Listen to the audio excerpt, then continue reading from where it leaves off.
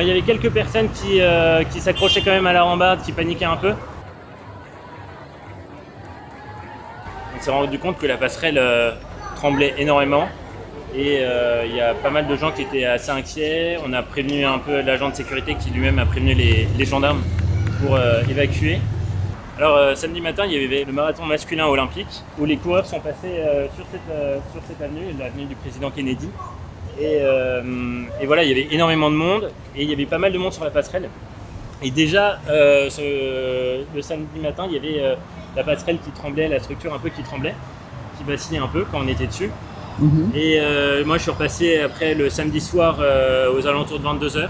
Elle tanguait un peu de gauche à droite et il y avait environ 50 ou 100 personnes au moins qui étaient dessus pour admirer en fait le passage, regarder le passage des coureurs, des marathoniens.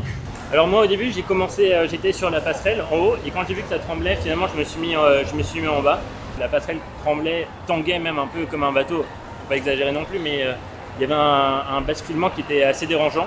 Au fur et à mesure de la soirée, il y a pas mal de personnes qui se sont commencé à s'inquiéter. On a prévenu un peu l'agent de sécurité qui lui-même a prévenu les gendarmes pour évacuer la passerelle aux alentours de 22 h 30.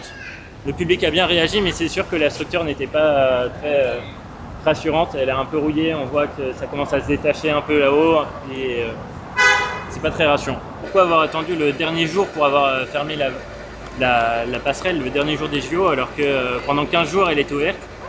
Voilà, du jour au lendemain, du samedi c'était bon, ça présentait pas de danger, mais le dimanche, bizarrement, tout d'un coup, il y a un danger pour les riverains, pour les piétons, pour les touristes.